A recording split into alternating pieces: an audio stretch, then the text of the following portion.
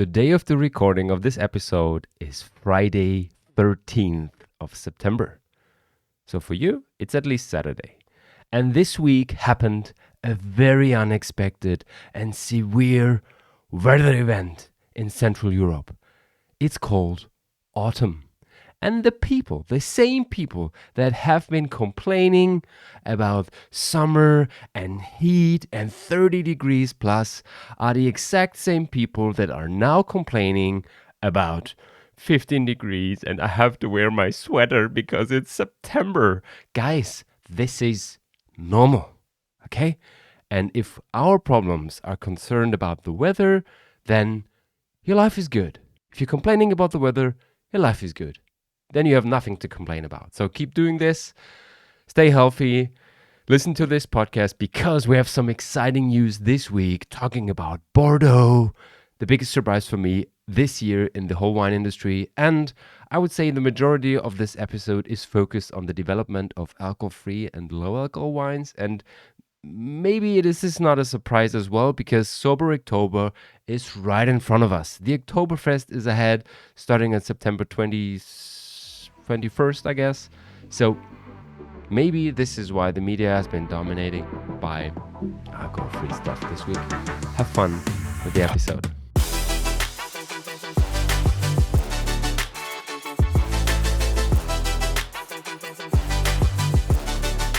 Welcome to the Pinot Pixel podcast episode number 192. And this week started with a banger for me.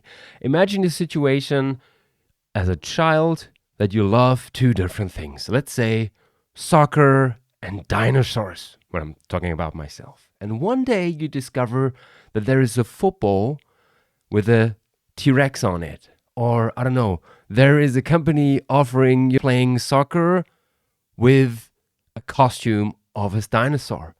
This is what happened this week. I mean, you might see my wine cellar if you're watching this podcast, and I'm a big fan of Bordeaux. I love rare Bordeaux's, rarity tastings, sharing this kind of wine with people. And obviously, I'm also a big fan of Pinot. And this week was announced that Bordeaux is leaning into Pinot Noir. There's a company or a winery that is owned by the owner of Chateau Angelus, and it's called Fleur de Bois. They are located on the right bank of Bordeaux, and they have planted Pinot Noir and Chardonnay in 2011. It started as an experiment because they said there is a plot that is sitting on limestone with a very fresh soil, and this is what at least Pinot Noir needs, because we all know Pinot Noir is a diva. It's a bit easier with Chardonnay. So they said, we will plant that and let's try it out. And right now they released a Pinot Noir, and the person, James Lawrence, he's writing for Wine Searcher. He was part of a tasting. He was able to taste that, and he just said, it blew my mind. It was absolutely fantastic. It was a blinder, and he thought it might be a bottle of Pommard, but in the end, it was from Bordeaux, and he loved it. I would be super excited, super interested to try that. Maybe I get my hands on a bottle of it, and he said it's absolutely fantastic what they made of it. It's not a surprise, actually. I mean, Bordeaux is experimented with many varieties. The problem and also the advantage is that there are so many different soils available in Bordeaux that you can at least try out whatever you want. But due to the fact that there are different weather conditions, it could get quite tough with varieties such as Pinot. On the other hand, if you have the possibility to do experiments because you have huge vineyard area, why not? Why not? And maybe the future of Pinot Noir is from Bordeaux. We'll see. It's definitely, it's such a banger, guys. Bordeaux from Pinot Noir. No, Pinot Noir from Bordeaux. I'm totally confused. So yeah, I'll let you know if I will have the possibility to taste that. We stay in France because this week was also the week where France announced that they are expecting one of the smallest harvests in the last 100 years. The smallest one was in 1957, and maybe some other ones. The one I remember that was quite small and also quite bad for a couple of wineries. I'm a fan of Chateau Séguin, and they weren't able to launch a product in 2017 because of hail and frost and stuff. France expects an 18% decline compared to last year and an 11% decline, again, the 5-year average in harvested grapes. And the interesting fact is, it's not about hail or late frost. This year, it was more about diseases because of the wet conditions. And many vineyards have been impacted by a phenomena called colure, which causes the flowers and young berries to fall, actually. Millerandage, I don't know how to pronounce this in English, millerandage, which causes a variation in the size of the berries. So some are quite big, some are quite small, some are more concentrated in fruit, could be unripe, so you get those off flavors in your wine. And in the end, there was also a big problem with mildew. In the end, they are expecting around 38 to 39 million hectoliters compared to 45 normally, so average 44 to 45. This could usually lead to a higher quality because of higher concentration. And on the other hand, it could also mean that there might be a solution for the problem that they have too much wine in the cellars. Of course, for France in general, it's bad because they have the reputation being one of the 3 biggest wine producing companies in the world. This could also be a chance focusing on a different marketing strategy, talking about quality. And we talked about that recently, that Bordeaux has started trying to shift their story, the storytelling, towards small, high quality, handcrafted wines.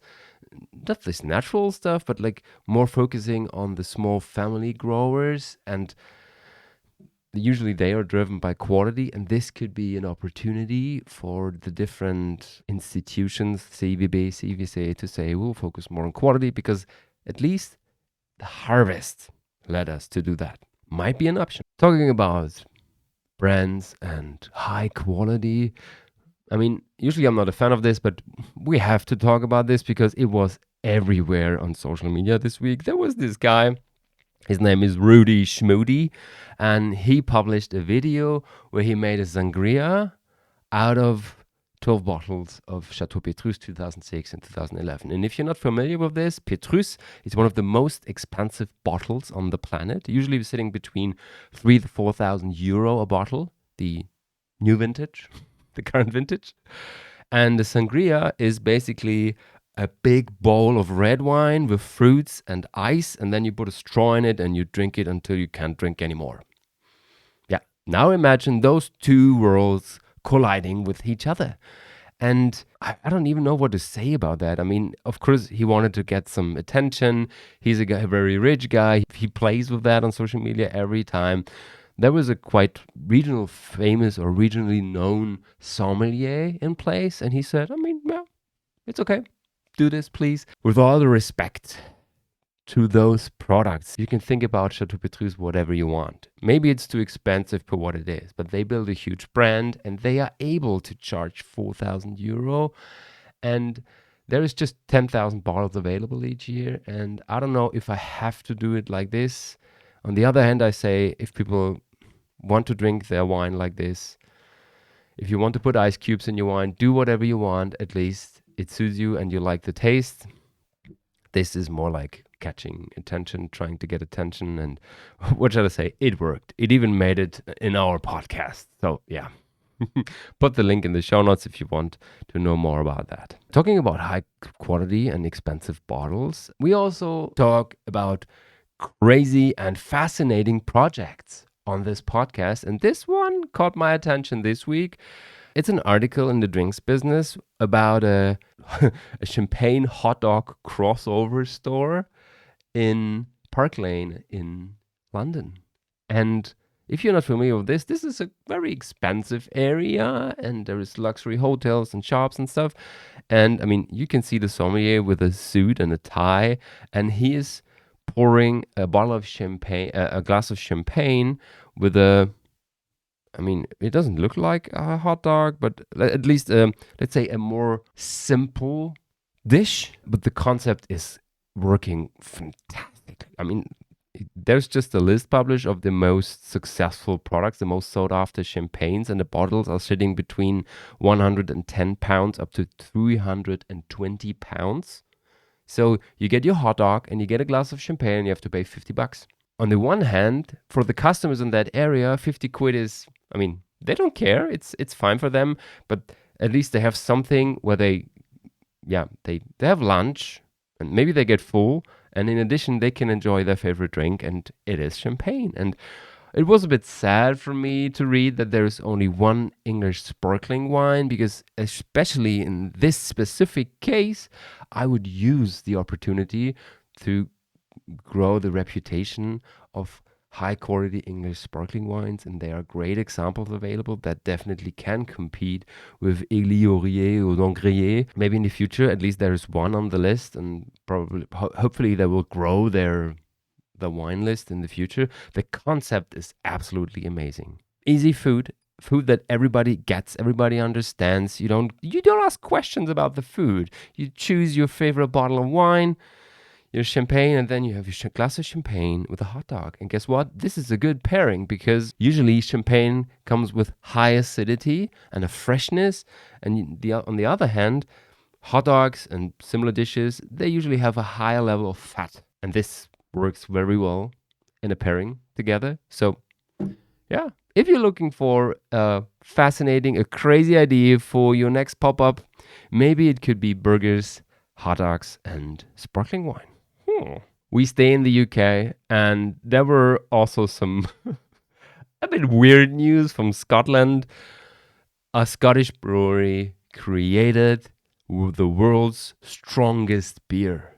And when I read the headline, I was like, yeah, well, what would it be? 12-15% or so? Because, I mean, there is some Czech beer that is really strong. This beer sits at 75% alcohol.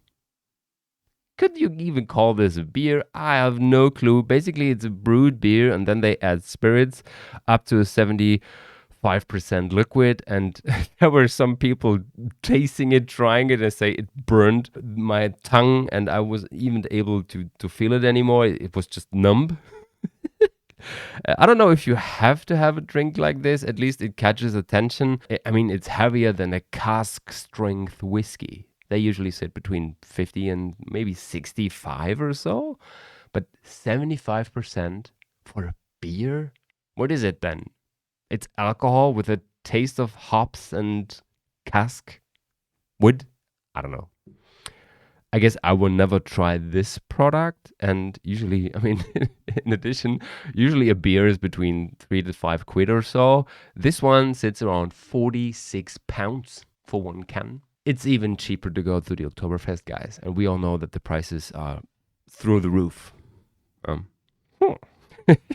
right now, let's do the switch from the alcohol-driven business to the alcohol-free. There were so many news this week. And let's start with, because staying with beer, an article that was very, very interesting. We talked about that recently, and I've tried many alcohol-free beers in the last weeks, even though I'm not a beer fan in general, my personal taste. And I discovered that there is a difference between the exact same product, for example, Heineken 0.0, from a can or a bottle, and from a keg, Draught beer. And there were some studies on it, and this article from Just Drinks wrapped it up. There is a difference in taste, in style, in serving quality as well, and there are some other reasons why more and more restaurants, bars, pubs are switching to draught beer in a non-alcoholic way. Because on the one hand, it gives people more the feeling of belonging, because you can just, I mean, it's poured like a normal beer, it's in a glass like a normal beer, and you can just chill with your buddies. Secondly, I mean, it gives you the feeling of just drinking a normal beer in general. The taste is quite similar, and if you don't have anything to compare it with in the exact same situation, you might even not be able to spot that this is alcohol-free. But this is not the reason in general. The taste is getting better, the quality is getting better, and I mean, we have had The first alcohol-free beer was invented in 1972 in Eastern Germany. So there's over 50 years of experience right now. And even with the blow up of technology, with everything we know today and that is available today, it is possible to produce high quality alcohol-free products, especially beer. There is some things you have to be aware of. And one thing was that due to the fact that alcohol-free beer has no alcohol in it, it might be sometimes difficult to store it over a longer period of time because alcohol is kind of a conservative. You have the possibility to keep beer in a keg with alcohol a little while longer than the ones with without alcohol. Studies found out that it is also possible to keep it for a couple of days in a keg or so if you use a specific packaging, and it pays out. Many pubs are using it more and more often. I mean, I have had a Guinness, Heineken. I tried many alcohol-free beers and compared the bottled or canned versions with the keg ones, and usually it felt like the ones from bottles or cans are fresher, maybe a bit higher in acidity, and the ones from the keg were creamier and also closer to beer. And this has so many reasons, and I guess you just have to try some products, find your favorite one. It's the same with normal beer, with wine, but usually I would say, this is my personal opinion, if I could choose between an alcohol-free beer from a can, out of a can or a bottle, compared to a keg, I would take the Draught one.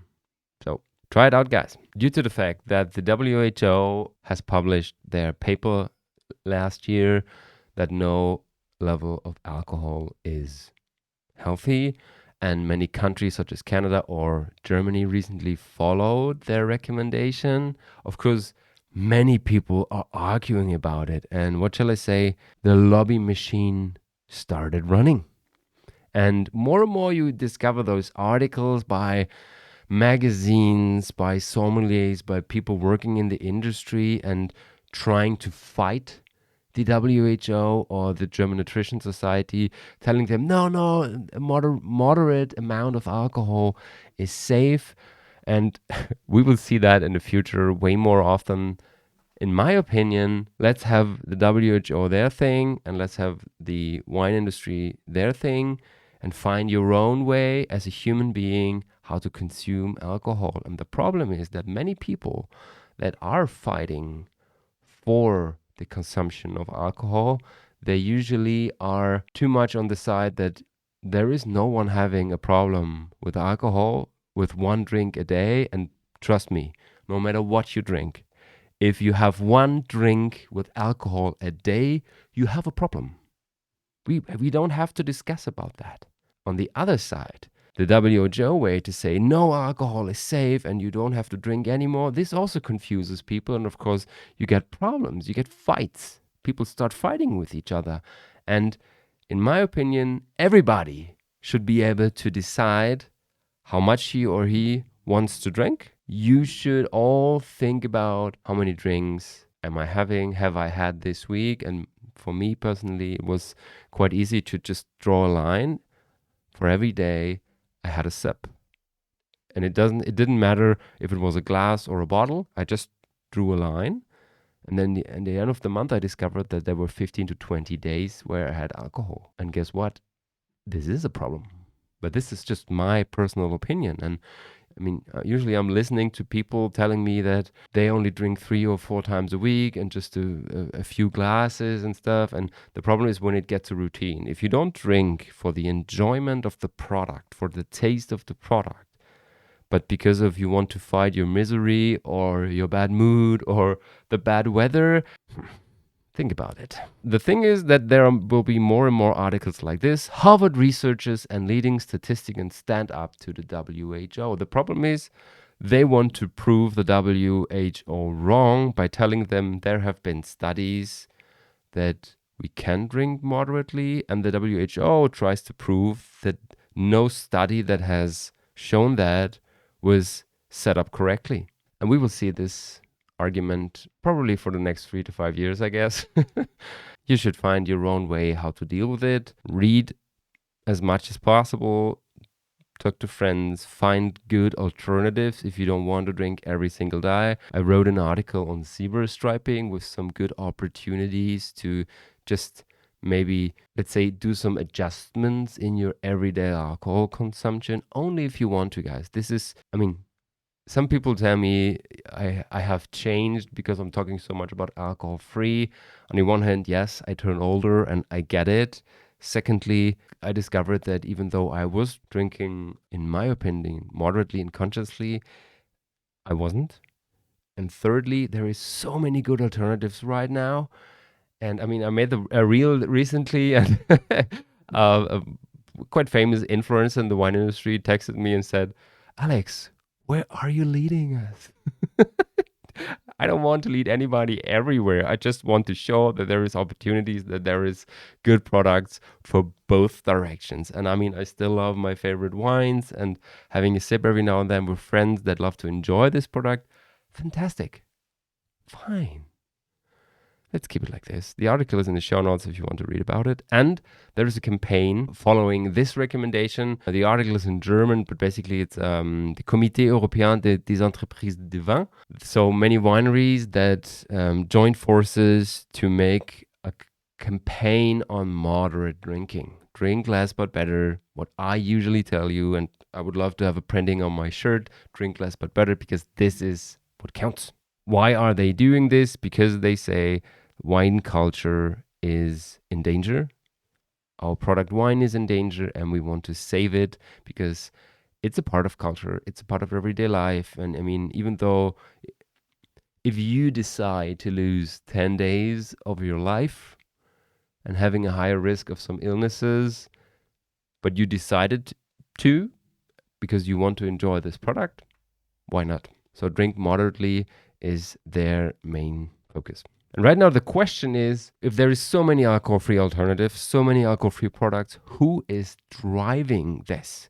Who is dominating the sector? And I mean, this has been my guess for a couple of weeks. And right now a study analyzing Reddit threads showed that mainly this, it's not a trend, but this movement is driven by the big brands. Because I mean, on the one hand, they produce many bottles of alcohol-free stuff because they have the facilities and they have the experience to produce high quality in large amounts. And when it comes to quality, I usually talk about process quality, because if you want it or not, it is quality if you are able to produce 10 million product items of the same exact product at the same quality level.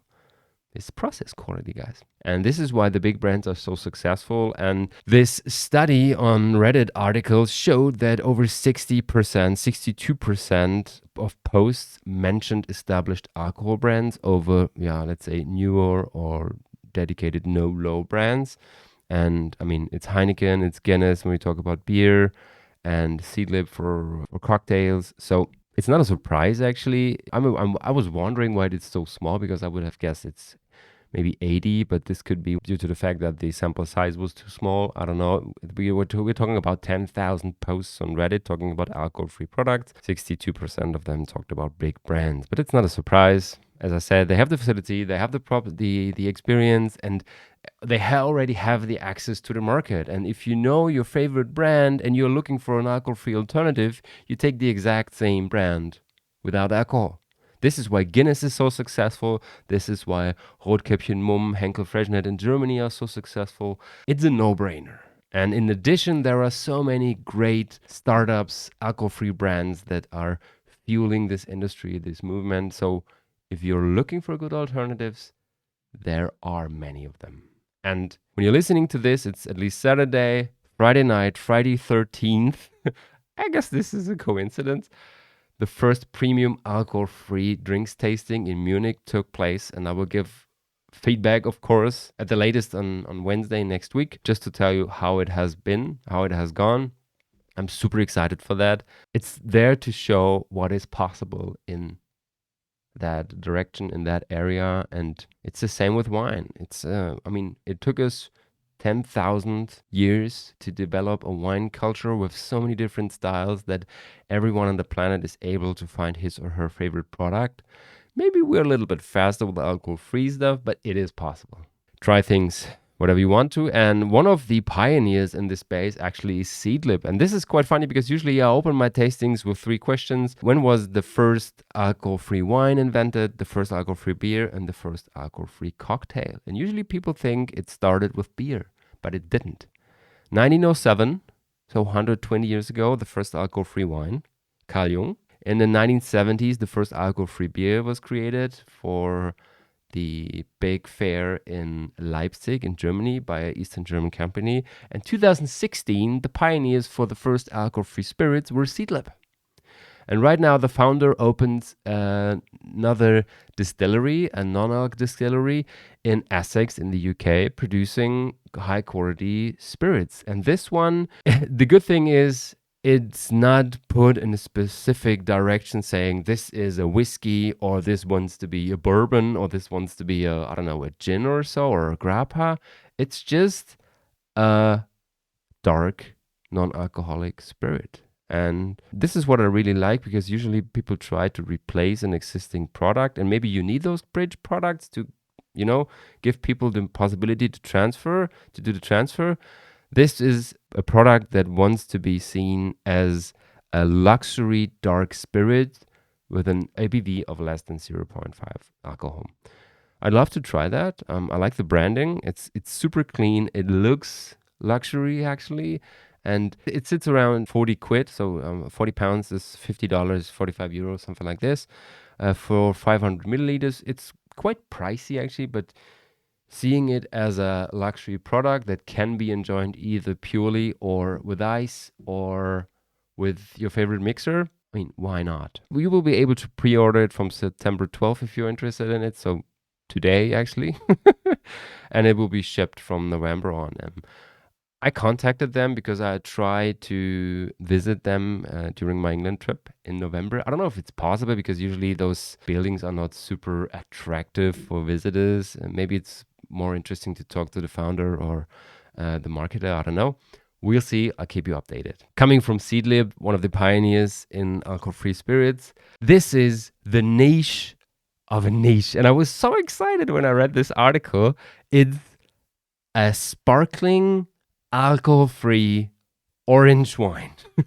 And I mean, orange wine, it's, if you don't know this is the original way of producing wine, like they did it 10,000 years ago in the Caucasus area, the Georgians and the Armenians and the other cultures, the other tribes over there. And today, some people still claim that the fourth color, orange, is kind of a trend, but it's there, but it's a bit different because the usual palate is not used to have tannins in a white wine. Yeah, it's a niche in wine. So remember, taking this niche product, removing the alcohol, you get a niche in the niche, and then you put sparkling bubbles on it, and then you have a niche and a niche and a niche. So this is the definition of the ultimate niche product, and I was just blown away reading that article talking about the taste. A skin contact wine with bubbles. Could be interesting to have a tannic product with bubbles. But I mean, in the end, a sparkling tea is quite similar to that. Maybe the structure and the body you lose through the dealcoholization process, and because there is no alcohol anymore, you might be able to keep at least the structure with the tannins. So this could be really interesting. And if I'm able to get a bottle of this Sauvy, what is it called? The Wild Child, I will let you know and give you a recommendation if it's worth it. The branding is super interesting. It really suits this target group, this peer group with the colors and even the font. And look at the setting. I mean, it looks like the summer breeze on the terrace, but maybe many people don't want to drink it at the moment because they're freezing at home with their sweaters because it's autumn again. It freaks me out. Another really interesting thing that came up this week, the Formula One, especially of the Formula One driver Max Verstappen, is partnering with Heineken and their 0.0 product on a safe driving simulator. So many of us know those driving simulators where you sit in a race car virtually and you try to win the race as the fastest. This simulator honors the driver that drove the safest. So if you hit the fewest obstacles or even none, then you're able to win the race. And this was launched this week, and you're able to participate even with your mobile phone. You don't have to be in place in that area where they build up the automates, the machines, the what is it, the game station? How can I call that? Yeah, the simulator. Verstappen was playing it, and I mean, why Verstappen? What is the partnership? If you win globally, you will be able to meet Max Verstappen in a one-on-one. Isn't that crazy? And the idea behind it is, of course, you get to know Heineken as a brand. Maybe you could be able to taste it. You get some samples for free in place or shipped to your place. I don't know. You get closer to the idea of don't drink and drive. And maybe you get a feeling through the game, I don't know, maybe assisted by artificial intelligence, how it could be if you drive after having drunk. There was no information available on how the game is really working. I don't know if they blur your lenses or so, but I mean, it's super interesting. It's a good movement, and no matter if you are on the don't drink at all, drink moderately, or usually drink side, you should never drink and drive, because this is a stupid idea. You endanger yourself and other people.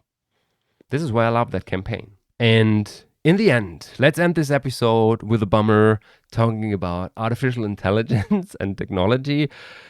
The article is from July, and it talked about a campaign of Diageo that launched a generative AI experience in a partnership with a famous artist in Scotland. The campaign was running in August from the 1st to the 31st, and I thought, when I put it on my list for September, we can talk about the success of the campaign. But unfortunately, currently there is no information available, so I can only present it because it has been on my list for a couple of weeks now. So basically what they did is, the usual label of Johnny Walker. So for the people who are just listening, the label of Johnny Walker, the original one, sticks at a slight angle on the bottle in blue. And they partnered up with an artist that asked yourself, when you were in place, 3 questions. And the answers to those 3 questions were the input for the image generator, the AI image generator that created your own label. So let's say if I would be there, I would have said Pinot Noir, dinosaurs, artificial intelligence, and then maybe it would have been the T-Rex robot in the vineyard or so, and this would have been my painted my image. And of course he trained the AI image generator with his style as an artist. It looks like a water painting, beautiful light, bright pastel colors. The bottles are really beautiful. And unfortunately, I can't tell you how many people have visited this, how many bottles they have created. Maybe it's just 50 and the value of the bottles will explode in the future. I don't know. I love the campaign. I love the idea. This could be also a thing if you are thinking about cooperations, partnerships in other industries, with wine, with your alcohol-free product, with a beer, because art and high-quality drinks, in my opinion, are very closely related. This is why I founded the WWII Art Club, where culture, where paintings, where art meets drinks culture. And I like the idea because they're so closely related. We are human beings. We like creativity. We like to enjoy art. We like to go to museums. Maybe not everybody. And we like to have our favorite drink. So this is why closely related, super good idea. Maybe this could be a blueprint for you or your brand. This is it, guys, for the weekly update. Have a wonderful, freezing cold weekend. See you next week on Wednesday. Ciao, ciao.